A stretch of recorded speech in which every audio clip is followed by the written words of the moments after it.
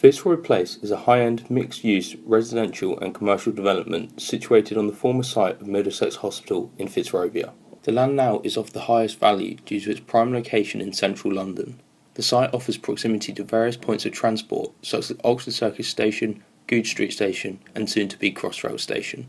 The development will increase the value and popularity of the area. Despite the doubts about the success of the scheme, it stands only a short distance from some of the most luxurious shopping areas in London, such as Oxford and Regent Street, which empathises on its target market.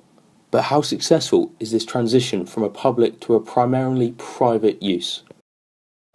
The Middlesex Hospital opened in 1757, providing public healthcare. In 2006, the site was sold by UCL to Candy & Candy in order to finance its hospital private initiative. Many local residents had built a connection with Middlesex Hospital Chapel. When an attempt to name the development NoHo Square, the public responded with complaints that it was unfitting. Demolition also caused huge outcry, and the redevelopment was halted due to the global financial crisis. The Icelandic Kupathing Bank was the project's biggest shareholder.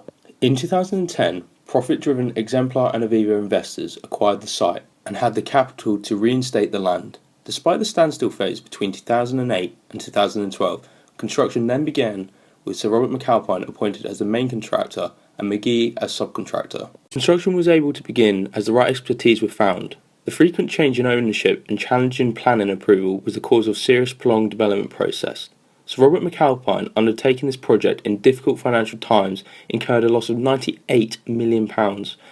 So in their view, the development was hardly a success. Despite the demolition, the Grade 2 listed chapel and the facade of the hospital were being preserved and incorporated into the development, which helped retain the heritage of the area. Being a listed site, could this have been a financial reason for McAlpine making a loss as it required extensive work? Grade 2 listed chapel went through restoration worth £2 million, led by conservation architect Carroll and Partners, under the Section 106 agreement in order to provide a wider benefit. Otherwise, the development would be a very privately, economically beneficial site. Architects Lufswast Davison Sunderland and Shepherd Robson worked in partnership in order to manage the design of the mixed-use development, consisting of 5 buildings, which were coherent in design. It is successful in theory as the architects tried to integrate the chapel within the area. Their aim was to highlight the chapel by creating a public space around it. Thus it is now the centrepiece of the dedicated public square within Fitzroy Place.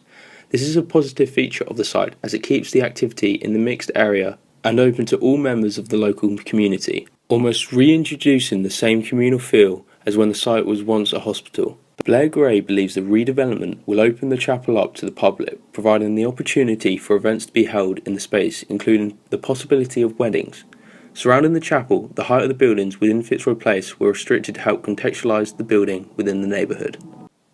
All Souls Primary School, located next to the site, have new facilities within Fitzroy Place, including multimedia rooms and a Bible reading room. In addition, the development produces a public health centre for the community. It is clear that Fitzroy Place has made an attempt to give back to the local community.